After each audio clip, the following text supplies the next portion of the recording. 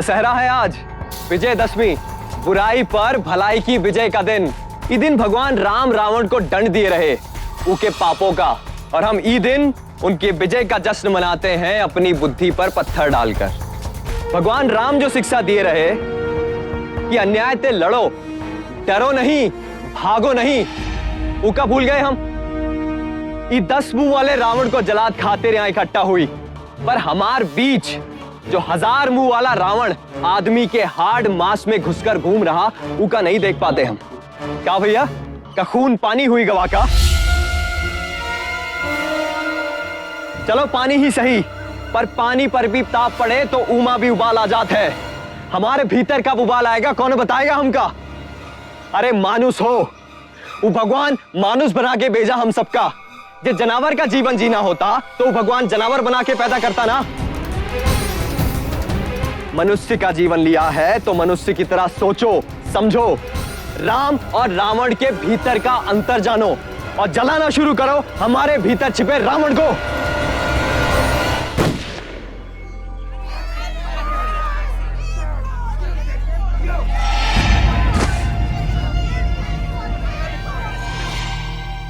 कौन था ये शख्स?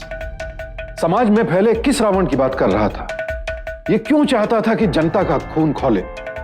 उसे भरी रैली में क्यों मार डाला गया और किसने मार डाला? ऐसे बहुत से सवाल होंगे आपके जहन में, और इन सवालों का जवाब पुलिस ने कुछ यूं दिया।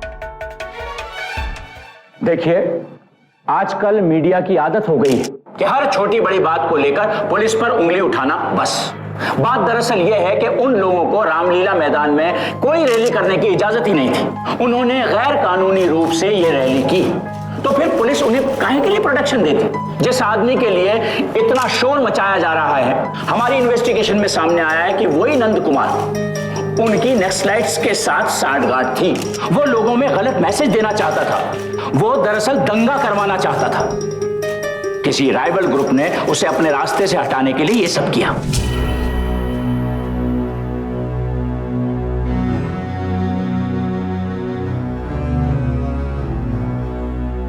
राम नाम, राम नाम, राम नाम, राम नाम। अरे चलो, आरती नीचे रख, चल अपने घर निकल। नीचे रख, हमने कहा था नीचे रख। सुना नहीं? नीचे रख, आरती नीचे रख। तुम लोगों को समझ में नहीं आ रहा है? बाहर हो गया क्या? आरती नीचे रख, नीचे रख।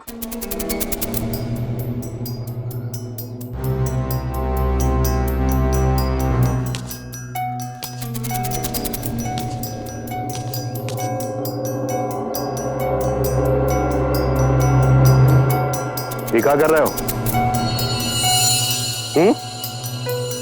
क्या अनर्थ कर रहे हो तुम लोग? एक राजद्रोही की अर्थी को कंधा दोगे तो पाप लगेगा तुम लोगों को। ये नंदू बहुत बड़ा था, तुम लोगों का उल्लू बनाकर अपना उल्लू सीधा कर रहा था ये। और ये राजद्रोही की अर्थी को अगर कौनो भी कंधा देगा ना, वो भी राजद्रोही कहलाएगा। देशद्रोही है ये। अरे हम तुम लोगों का इतना प्रेम से समझा रहे हैं, कोनो बात समझ में नहीं आ रही है क्या तुम लोगों की? विधायक है हम तुम्हारे, रखबे नीचे अर्थी। ये देशद्रोही है साला।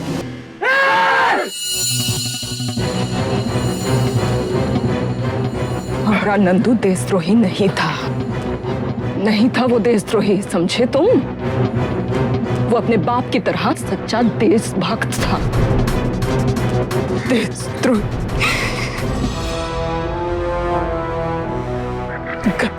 गद्दार देशद्रोही तुम जैसे लोगों, काली बाबू, और तुम जैसे लोगों की वजह से आज मेरा नंदू, मेरे सब जानते हैं कौन से विरोधी दल ने इस पर गोली चलाया, सब जानते हैं हम। ये बुढ़िया अपने बेटे की मौत में पागल हो गई है, पागल हो गई है ये। अगर अब कोनो पागल थूकेगा तो पलटा के उसके ऊपर तो थूकेंगे नहीं ना हम। जाने देख। और तुम लोग भी सुन ले हो, ये बुढ़िया तो पागल है, तुम लोग तो अकल वाले हो ना? हाँ? तो है इस बुढ़िया की बातों में आ रहे हो, बाल बच्चन वाले हो तुम लोग, अपना जिंदगी नहीं खराब करो। जो भी इस देशद्रोही की अर्थी को कांधा देगा तो वो अपनी अर्थी का इंतजाम ही कर लेगा। उसका बाद इसको कंधा देगा। चलो भाई निकलो साले। चलो।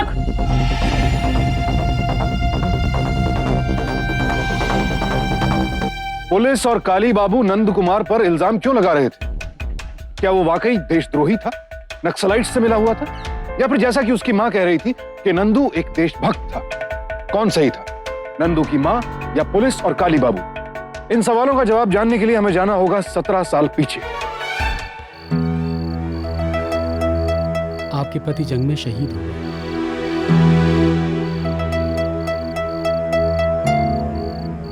अम्मा, बाबा सचमुच मर गए? अच्छा बैठ।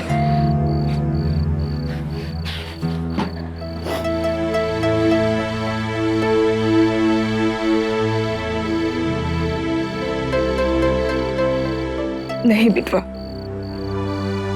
तुम्हारे बाबा जिंदा है, इस वर्दी में जो इस देश का रक्षा कवच है। इस वर्दी में लिपटे फौजी जब सीमा पे खड़े रहते हैं ना, तभी सब चैन से सो सकते हैं। जब तक एको के भी शरीर में ये वर्दी है ना, तक तुम्हारे बाबा जिंदा है। मैं भी बाबा को कभी मरने नहीं दूंगा। मैं बड़ा होके बाबा की वर्दी पहनूंगा। देश की सेवा करने के लिए वर्दी पहनना जरूरी नहीं बेटवा। बिना वर्दी के भी तुम देश की सेवा कर सकते हो, खूब कर सकते हो। अपने बाबा के कदमों के पीछे चलो ना चलो, पर उनकी सोच पर जरूर चलना।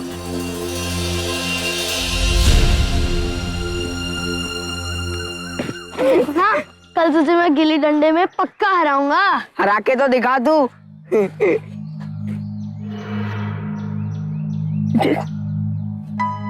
10 का नोट गए। अरे वाह, चल इसकी कुल्फी खाते हैं। नहीं नहीं, हम अम्मा को देंगे, अम्मा बहुत खुश होगी। चल जल्दी चल। चल। अम्मा, ये देखो 10 का नोट मिला हमें। शंभू कह रहा था कि इका खर्च कर देते, पर हमने नहीं माना और ले आए तुम्हारे पास। इकी हम तुम्हें कुल्फी खिलाएंगे। इधर आ, बैठ मेरे पास आ। अच्छा सोच नंदू, हो सकता है ये नोट किसी का हो जिसकी अम्मा को दवाई की जरूरत हो, या फिर किसी के पास सिर्फ ये 10 का ही नोट बचा हो खाना खाने के लिए, और शायद वो तेरे ही तरह कोई छोटा सा बच्चा हो जो दिन भर भूखा रहा। ये तो बहुत बुरा हुआ अम्मा, पर अब कैसे पता लगाए कि नोट है किसका? ये नोट ऊका दे देते हैं जिसको एक ही जरूरत हमसे भी ज्यादा हो।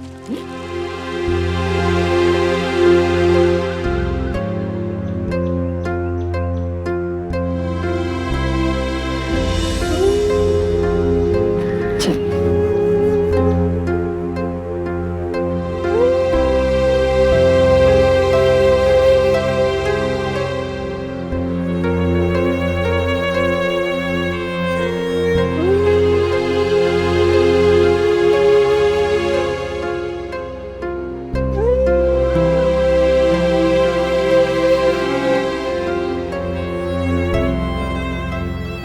एक बात हमेशा याद रखना बेटा, रास्ते में पड़े पैसे कभी ना उठाना, क्योंकि रास्ते से उठाए पैसे ना इंसान को भी रास्ते पर ही पटक देता है। पर हाँ, कभी रास्ते में कमजोर या गरीब इंसान को पड़ा दिखो तो उका जरूर उठाना, याद रहेगा? हाँ माँ। नंदू ने स्कूल के साथ साथ अपनी माँ और जिंदगी दोनों से बहुत कुछ सीखा। मां से मिली नैतिक शिक्षा नंदू को बाकी बच्चों से काफी अलग खड़ा कर देती थी। नंदू की मां अच्छी तरह जानती थी कि बच्चों को प्यार और देखभाल के साथ साथ अच्छी सोच और अनुशासन देना बेहद जरूरी है। इसी शिक्षा के आंचल में पला बढ़ा नंदू 10 साल बाद उच्च शिक्षा के लिए दिल्ली की एक नामी यूनिवर्सिटी में आ गया। तो रीमा नाम है आपका। रीमा जी, एक काम कीजिए, जो लड़का देख रही हैं आप, जाइए और उससे जाकर किस करिए। अरे भाई देख क्या रही हैं, जाइए और जाकर किस करिए, समझी, वरना नो एंट्री।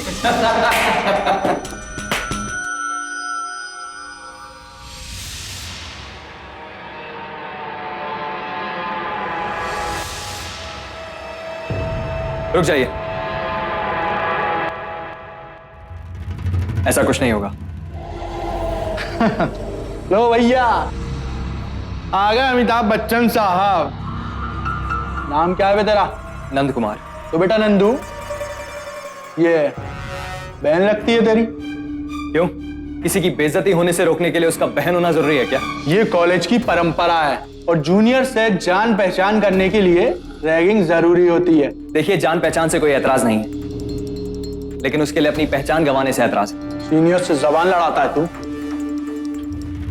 बे तेरी तो सीनियर से जबान लड़ाता है। देखिए, सीनियर्स को इज्जत देने से मना नहीं करता, लेकिन उसके लिए जूनियर्स को अपनी इज्जत गिरानी पड़े वो मंजूर नहीं है। और अगर आप लोगों का यही तरीका है इज्जत करने का और कराने का, तो मैं अपना एडमिशन ही वापस लेता हूं।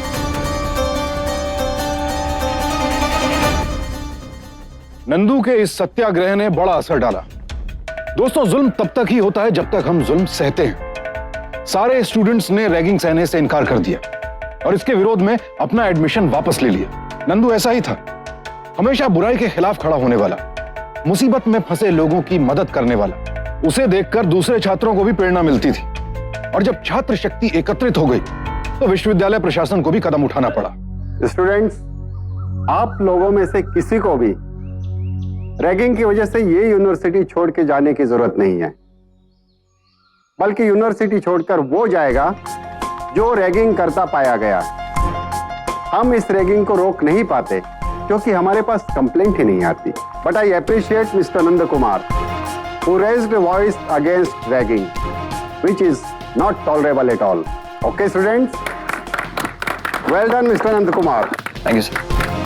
हम यहाँ बहुत अच्छे से हैं अम्मा। छुट्टी पे नहीं आ पाएंगे क्योंकि अगले एग्जाम की तैयारी करनी है। अभी परीक्षा देते समय एक घटना घटी अम्मा। हम परीक्षा दे रहे थे और सर, ये लड़का चीटिंग कर रहा है। क्या कर रहे हो तुम? पेपर। ठीक है, चुपचाप अपना काम करो।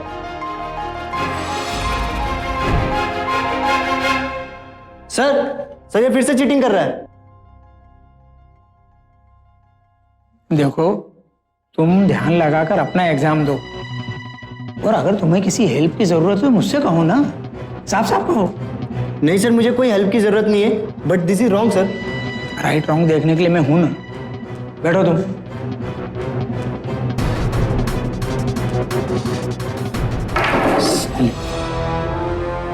फिर मैं चीटिंग कर रहा हूं तो तेरे बाप का क्या जा रहे थे? चुपचाप अपना पेपर लिख और यहाँ से कल्टी मार, वरना 4 पाई पे जाएगा आज। सर, अगर ऐसी चीटिंग आप होने दे रहे हैं तो हमारी मेहनत का क्या फायदा सर? इससे अच्छा हम एग्जाम ही नहीं देता। कम से कम मेहनत करके एग्जाम देने का दुख तो नहीं होगा। और अगर आप चीटिंग होने दे रहे हैं सर, तो आपके भी यहां होने का कोई फायदा नहीं।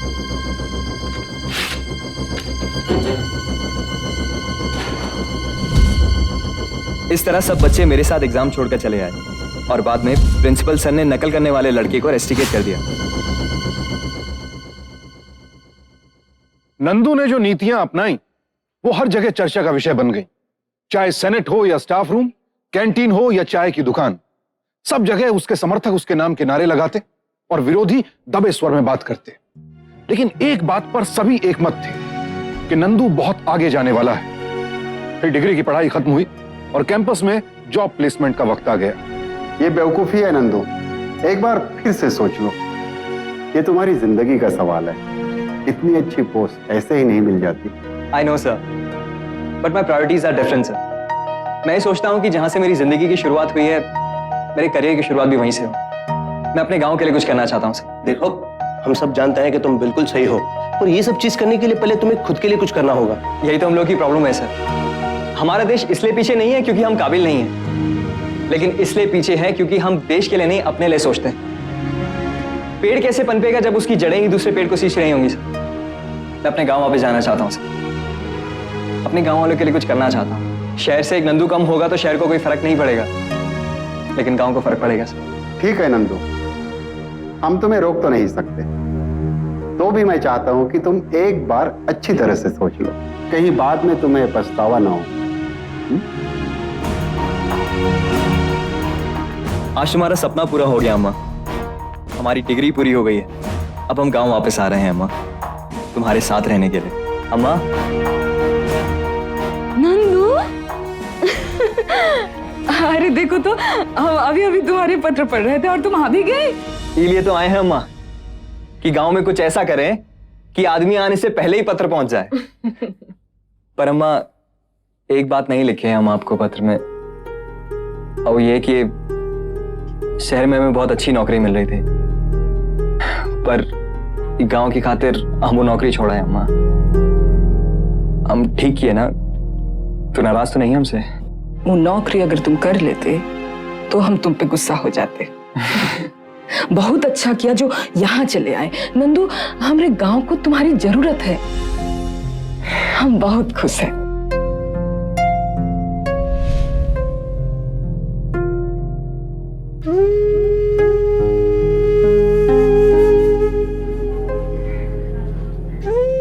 पुलिस की निगरानी में नंदू का दाह संस्कार तो कर दिया, बस अब ये अस्थियां विसर्जित करनी है।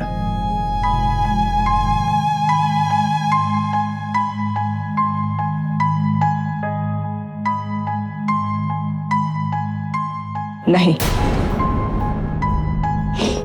फूल बहाए जाते हैं ताकि आत्मा को शांति मिले, पर जब तक हमारे नंदू का माथा का कलंक मिट नहीं जाता, उनके हत्यारे पकड़े नहीं जाते, हम ये अस्थियां नहीं बहाएंगे।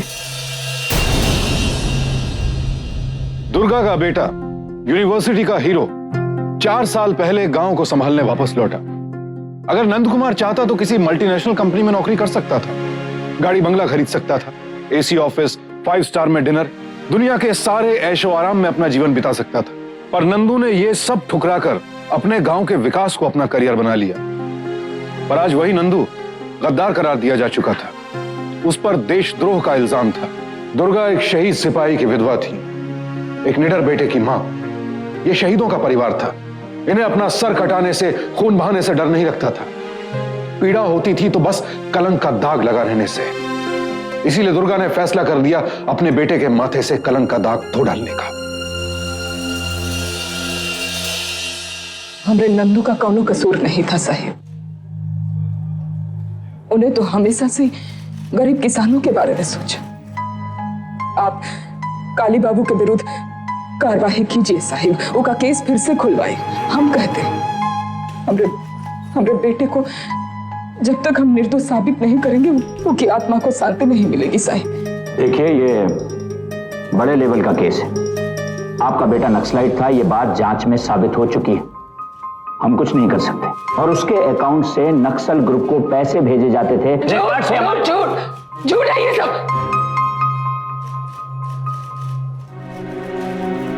फंसा गया है हमरे बेटे को। आप खुद वर्दी वाले हो साहिब, आप इतना तो जानते हो ना कि किसी शहीद का बेटा कभी गद्दार नहीं हो सकता। वर्दी रोक रही है हमें, ये कार्रवाई बहुत ऊपर से की जा रही है, और हम अपने ऑफिसर्स के खिलाफ तो नहीं जा सकते ना। अब कुछ नहीं हो सकता, आप मेरी बात मानिए और घर जाइए। आप चिंता मत करिए, वैसे तो आपका ये केस बंद हो ही चुका है, लेकिन फिर भी मैं अपने विशेष अधिकार का इस्तेमाल करके आपके इस केस को दोबारा से जांच के लिए भेजूंगा। एक सेकंड। हेलो, जी हाँ, मैं ध्यान रखूंगा सर। हाँ जी, क्या बात है साहिब, बड़े साहब का फोन था या फिर काली बाबू का? देखिए, आप मेरी बात को समझने की कोशिश कीजिए। आप पुलिस हेडक्वार्टर गई थी, क्या हुआ? और फिर लड़के, आपका बेटा तो वापस आ नहीं जाएगा। आप समझ रही ना मैं क्या कह रहा हूं? हम सब समझते, सब समझते, आप भी दबाव में आ गए हैं। पर अब हम चुप नहीं बैठेंगे। जब तक उस काली बाबू को सजा ना दिलवा दे, हमें चैन नहीं मिलेगी। देखिए दुर्गा देवी, काली बाबू सत्ताधारी पार्टी के नेता है, उनके हाथ साफ नहीं है, ये तो हम सभी जानते हैं। लेकिन फिर भी हम इस मामले में आपकी मदद नहीं कर सकते, क्योंकि अगर आपका बेटा राष्ट्र विरोधी तत्वों से जुड़ा हुआ है तो हम उसके लिए खड़े होकर अपनी पार्टी को बदनाम नहीं कर सकते। आप हमें माफ कर दीजिए। काली बाबू की ताकत को चुनौती देना आसान नहीं था। इलाके के बाहुबली होने के साथ साथ वो सत्ताधारी पार्टी के नेता भी थे, लेकिन दुर्गा की आंखों में उनकी ताकत का खौफ नहीं, बल्कि अपने बेटे को इंसाफ दिलाने की आग थी। और इंसाफ के लिए दुर्गा हर उस चौखट पर गई जहां उसे जरा सी भी आस नजर आई, लेकिन काली बाबू की दबंगई की वजह से उसे हर जगह से निराश लौटना पड़ा। अब दुर्गा के पास कुछ था तो बस नंदू के खत, जो वो अपनी मां को लिखा करता था। एक वक्त था जब दुर्गा अपने खतों के जरिए नंदू में उत्साह भरती थी। आज नंदू के खत उसे प्रेरणा दे रहे थे। अम्मा, हम जब भी यहाँ अकेला महसूस करते हैं तुम्हारे लेटर पढ़ते हैं, और हमें एहसास होता है कि जब कुछ ना सूझ रहा हो तो अपने पास रखी आखिरी चीज ही अगली चुनौती का आधार साबित होती है।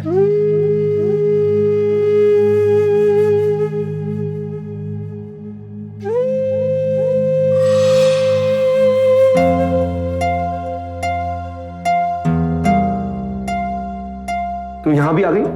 तुम समझने की कोशिश क्यों नहीं करती? मैंने कहा ना, ये मामला मेरे हाथ में नहीं है, मैं तुम्हारी कोई मदद नहीं कर सकता। जाओ यहां से। नहीं साहेब, आज हम हमसे मदद मांगने नहीं आए, आज हम आपको कुछ देने आए हैं। जो अब हमरे कौनो काम का नहीं। क्या है ये हमरे निर्दोष बेटे की चिता की राख। आप इसे अपने घर के बर्तन साफ करवा लीजिएगा, और शायद उसकी शुद्धि से आपकी अंतरात्मा भी जाग जाए। पापा, ये है कौन और किसके बारे में बात कर रही हैं? ये नंद कुमार द्विवेदी की मां है, एक नक्सलाइट की मां। नंद कुमार द्विवेदी। सीमा जी, एक काम कीजिए, जो लड़का देख रही हैं आप, और उससे जाकर किस करिए। No entry. रुक जाइए, ऐसा कुछ नहीं होगा। और अगर आप लोगों का यही तरीका है इज्जत करने का और कराने का, तो मैं अपना एडमिशन ही वापस लेता हूं। क्या वो दिल्ली में पढ़ता था? हाँ, तुम जानती हो उसे? बहुत अच्छे से पापा, मैं नंदकान को बहुत अच्छे से जानती हूँ। He was a gem of person। वो नक्सलाइट हो ही नहीं सकता। पापा, आपको याद है मैंने बताया था यूनिवर्सिटी में एक लड़के ने रैगिंग से मुझे बचाया था, मेरी बहुत हेल्प करी थी। पापा, it was Nand Kumar. He can't be a traitor. तुम समझने की कोशिश क्यों नहीं करती? ये सब ऊपर से जांच हुई है। पापा, शेम ऑन यू। जिस लड़के ने आपकी बेटी की इतनी मदद करी, उसे हर मुसीबत से बचाया, आज उसके मरने के बाद आप उसे इंसाफ तक नहीं दिला सकते हैं। और इस बात की क्या गारंटी है पापा कि ऊपर से हुई जांच हमेशा सही होती है? रीमा, तुम? पापा please, if you can't do it then I will.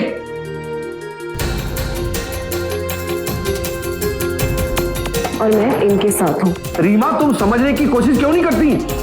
ये सब पॉलिटिशियन का चक्कर है, मेरे हाथ में कुछ भी नहीं है। चलिए आंटी, कोई और आपके साथ हो या ना हो, मैं आपके साथ हूँ।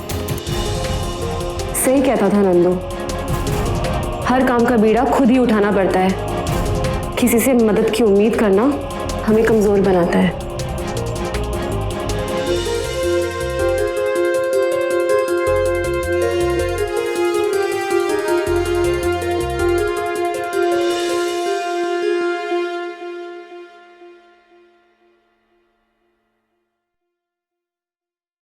आंटी जी, कॉलेज के बाद तो मेरा और नंदी का कोई कांटेक्ट नहीं रह पाया था, पर क्या आप मुझे बता सकती हैं ये सब हुआ कैसे?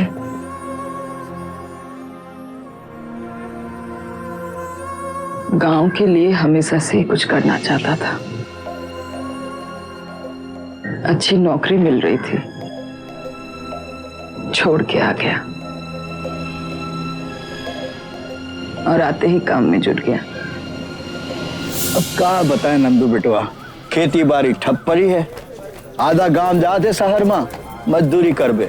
इतना सारा खेत खलियान पड़ा है, मजदूरी काहे करनी पड़त? अब भैया आप ठहरे शहर के वासी, अभी खेत खलियान का क्या करें जिसमें देने के लिए पानी ना हो। पर ये गांव में तो नहर बहती है ना काका?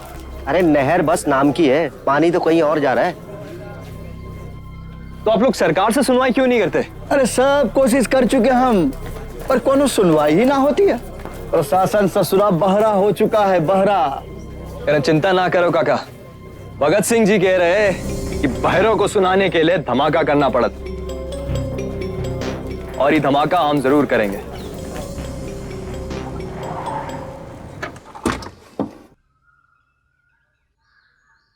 देखिए, आप ये जो सब कर रहे हैं ठीक नहीं कर रहे हैं। हम नहर विभाग के अधिकारी जरूर हैं, लेकिन पानी देना नहीं देना ये हमारे हाथ में नहीं है। चलिए छोड़िए, हमारा रास्ता हमें जाने दीजिए।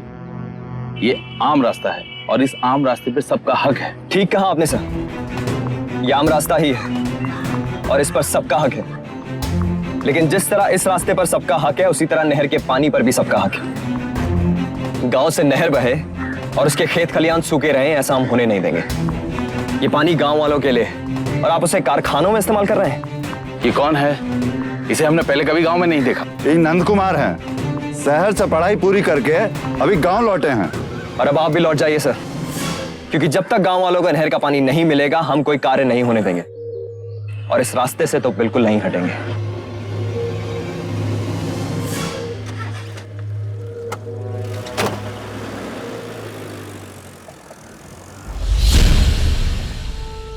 ये सब क्या हो रहा है काली जी? इस तरह तो अगली बार आपको टिकट मिलने से रहा, और अगर आपको टिकट दे भी दे तब भी 4 वोट नहीं मिलेंगे आपको अपने गांव से। 4 वोट बस जाकर दिल्ली घूमते रहिए आप। वहां आपके अपने क्षेत्र में, आपके इलाके से एक पिद्दी से छोकरे ने ये सब कर दिया। अरे जाइए, कुछ कीजिए, जाकर मोटिवेट कीजिए लोगों को। ये संभालिए सब कुछ, इससे पहले की बात बिगड़ जाए।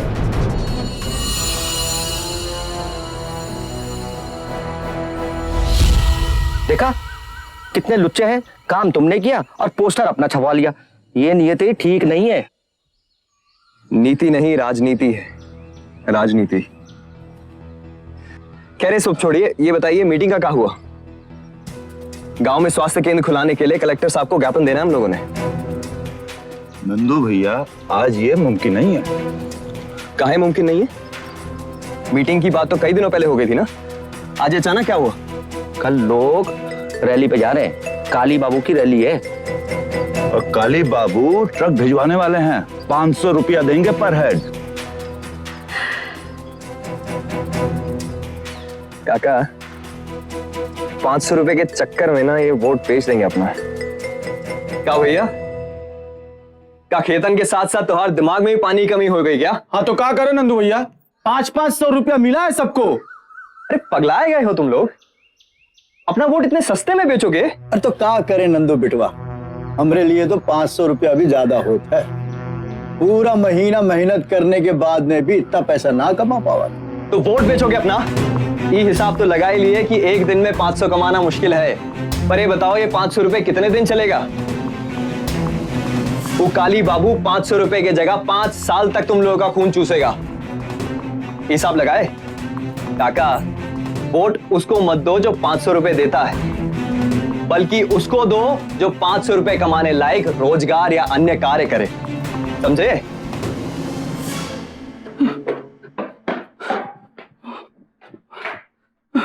भैया जी, काहे बे?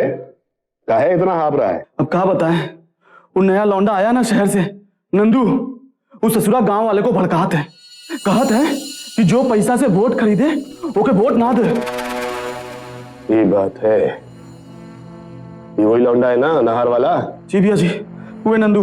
ये लौंडा हमका अपोजिशन से ज्यादा खतरनाक नजर आ रहा है। ए भाई जो। हाँ भैया जी। ला तो उसको, जरा हम भी तो देखे कि उन लौंडे के तिल में कितना तिलबा है। जा जा। हाँ चाचा, ये यहाँ ऐसा करके अंगूठा यहाँ लगाओ। ठहरिए, ये क्या कर रहे हैं काका? जमीन बेच रहे हैं अपनी? अरे भैया, ये जमीन हम लीज पे ले रहे हैं, खरीद नहीं रहे हैं। काका लीज नहीं है ये, जोक बनकर पूरी जमीन हड़पने का जाल है। अरे नंदू बेटा, तुम्हें तो हर बात में खोट दिखता है। हमें एक मुश्त पैसा मिल रहा है और फिर हर साल में अलग से पैसा मिलेगा। और तुम्हें तो मालूम ही है कि अब खेती बाड़ी में कोई दम नहीं रह गया है। ठीक है काका, जमीन तो आपको मिल जाएगी, पर लोहा भी पड़ा रहे तो उसमें भी जंग लग जात है।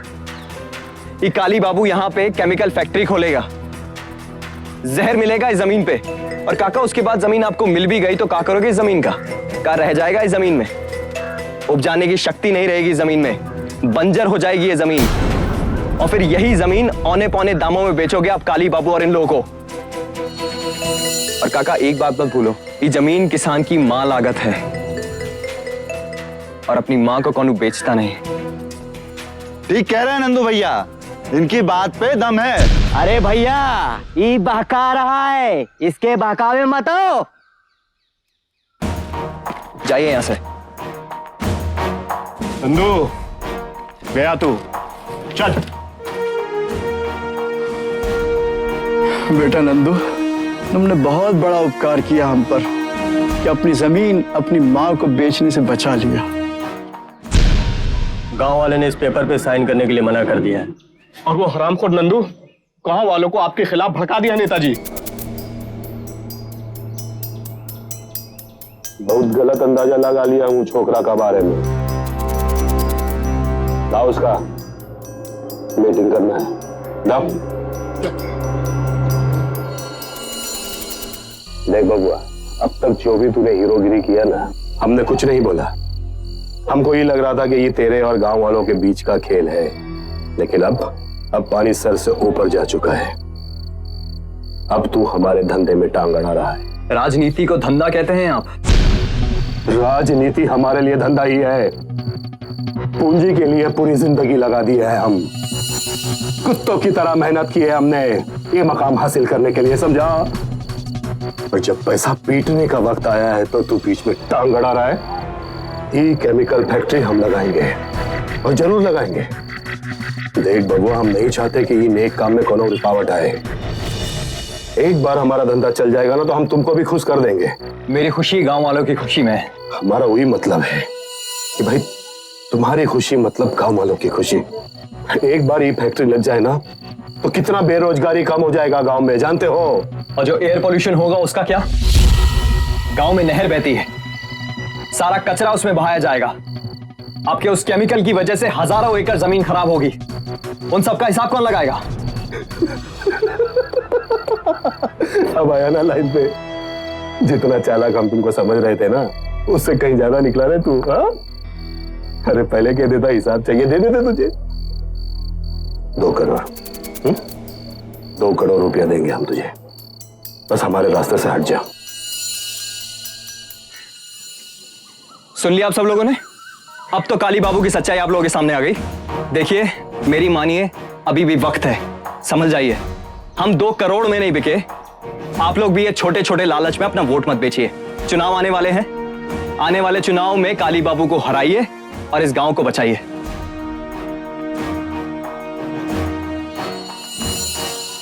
भैया जी, आप चुपचाप बैठे। वो ससुरा आपको चुनाव में हराने की सोच रहा है और आप हाथ पे हाथ धरे बैठे हैं। पानी सिर से ऊपर बीते टाइम हो गया भैया जी, कहीं डूब ना जाए। सही कह रहा है तू। मेंढकी को जुकाम हो गया है। वो साला चींटी हम जैसे हाथी का सूट में घुसने का कोशिश कर रहा है। अब कुछ करना पड़ेगा। दशहरा कब है?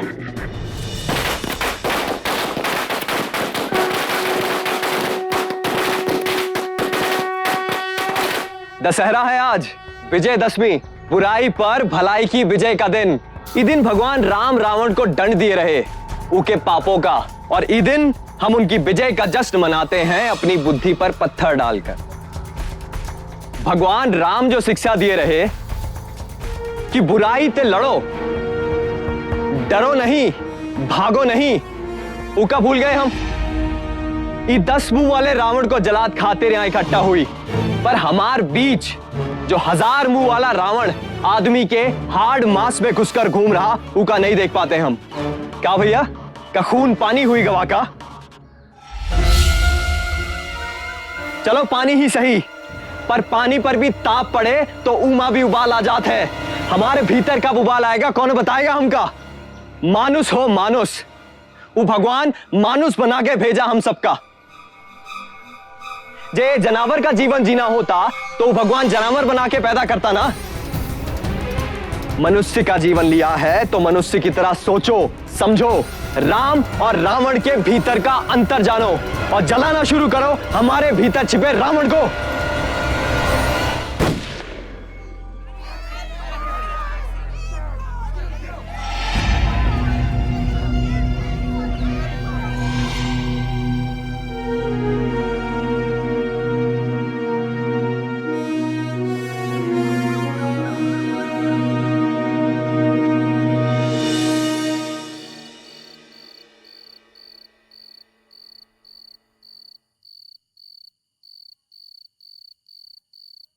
थैंक्स रीमा, तुमने हमें इन्फॉर्म किया।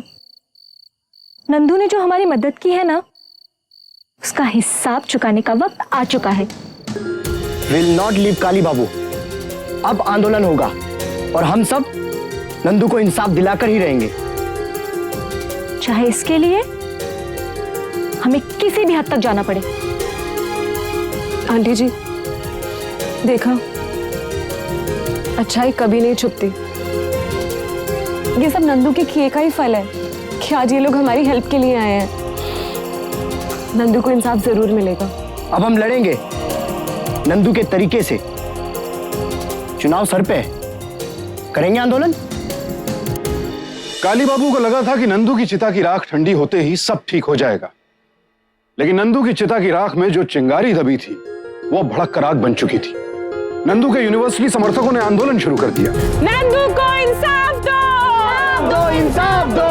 नंद कुमार अमर रहे, अमर रहे, अमर रहे। नंदू को इंसाफ दो, इंसाफ दो। नंद कुमार अमर रहे, अमर रहे, अमर रहे। नंदू को इंसाफ दो, इंसाफ दो। नंद कुमार अमर रहे, अमर रहे, अमर रहे।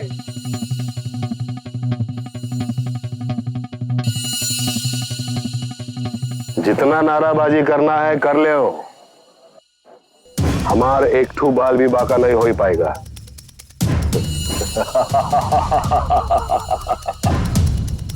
जब तक हमारे बेटे को इंसाफ नहीं मिलता, वो असली गद्दार पकड़े नहीं जाते, हम अन्न का एक दाना या पानी का एक बूंद अपने मुंह में नहीं डालेंगे।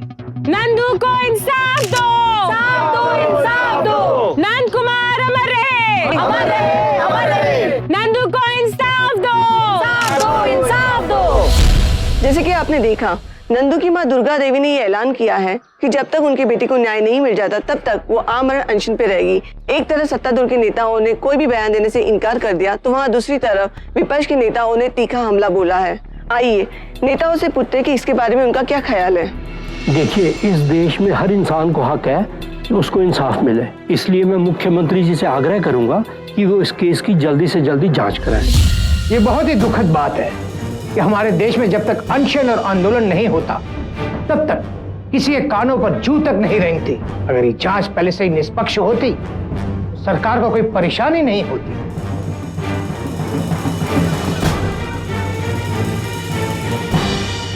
मुझे लगता है कि हमें बाकी कॉलेजेस को भी अपने साथ आंदोलन में शामिल करना पड़ेगा, तभी इस प्रशासन की नींव हिलेगी। हाँ, नंदू की माँ को 2 दिन हो गया है फास्ट पर। मैंने उनको कितनी बार कहा कि आप अनशन तोड़ दें, लेकिन वो मानने को तैयार नहीं है। देखो, अब एक ही रास्ता है, सारे स्टूडेंट्स को लो और सारी यूनिवर्सिटीज में लेटर्स भेजो और स्टूडेंट यूनियन को भी मिलो, तभी गवर्नमेंट पर प्रेशर पड़ेगा। नंदू का आंदोलन एक यूनिवर्सिटी से दूसरी यूनिवर्सिटी पहुंचता गया, और जब आंदोलन खड़ा हुआ तो उन लोगों को भी जबान मिली जो काली बाबू के खिलाफ तो थे, लेकिन सामने आने से घबराते थे। खुद कलेक्टर ने भारत सरकार को काली बाबू की अनियमितताओं का पर्दाफाश करती कुछ रिपोर्ट्स भेजी। दबाव में राज्य सरकार ने एक जांच समिति का गठन किया और काली बाबू को पार्टी से इस्तीफा देना पड़ा।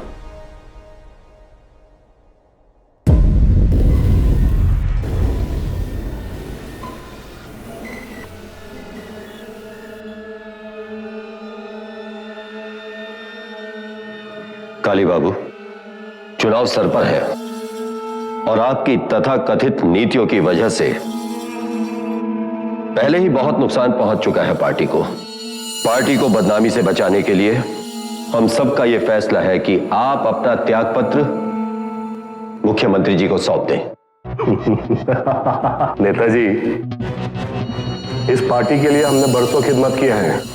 आज हम पर थोड़ी सी विपत्ति आ गई है तो पार्टी हमसे हमारा त्याग पत्र मांगती है। काहे भाई, कल को यही सिचुएशन आप पर भी आ सकती है और हमारे अकेले से इस्तीफा देने से कोनो पार्टी की छवि नहीं बदलेगी। देखिए काली बाबू, हम सब ने यह फैसला पार्टी हित में लिया है और फिर यह मत भूलिए, कोई भी नेता पार्टी से ऊपर नहीं होता है। आप चुपचाप अपना इस्तीफा दे दीजिए, वरना मजबूरन आपको पार्टी की सदस्यता से निष्कासित करना पड़ेगा, जो किसी के भी हित में नहीं होगा।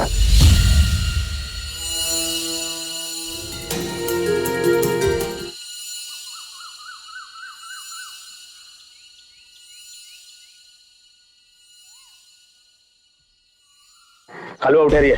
बे, जानता नहीं हम कौन है? पार्टी के सचिव है हम। चल। थे, अब नहीं है। आपके खिलाफ सारे सबूत मिल चुके हैं, आपको गिरफ्तार किया जाता है। चलो। चल।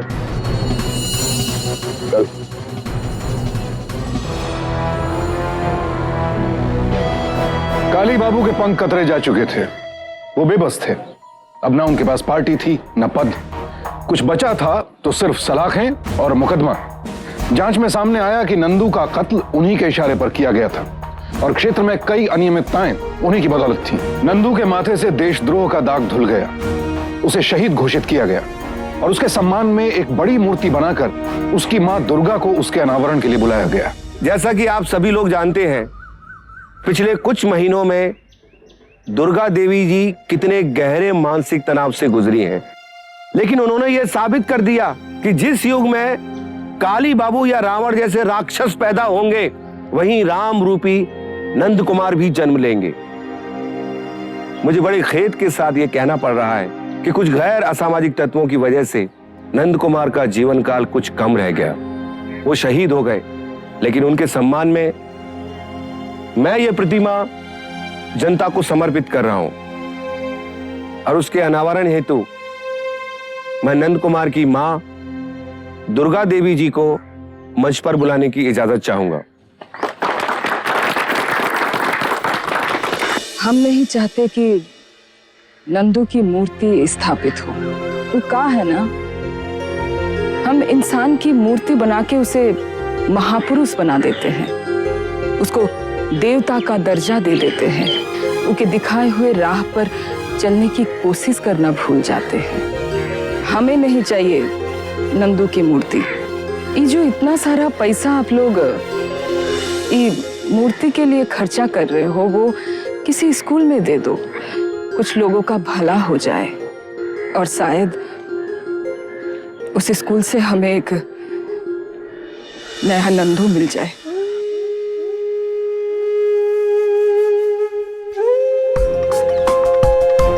सावधान हो जाएं काली बाबू जैसे लोग, क्योंकि जनता के सब्र की परीक्षा उन्हें महंगी पड़ सकती है। अच्छा हो कि वो अपने पद का सदुपयोग करें। और सावधान हो जाए इंडिया, क्योंकि आपका चुनाव ही आपका भविष्य तय करता है। हर औरत अगर दुर्गा की तरह मजबूत हो जाए तो समाज के इन दुश्मनों पर रोक लग सकती है। काली बाबू जैसे लोगों को चुनने से बचें और अपना भविष्य संवारें। अब मुझे सुशांत सिंह को इजाजत दीजिए। कल आपसे फिर मुलाकात होगी एक और ऐसी सत्य घटना के साथ। सावधान इंडिया, इंडिया फाइट्स बैक।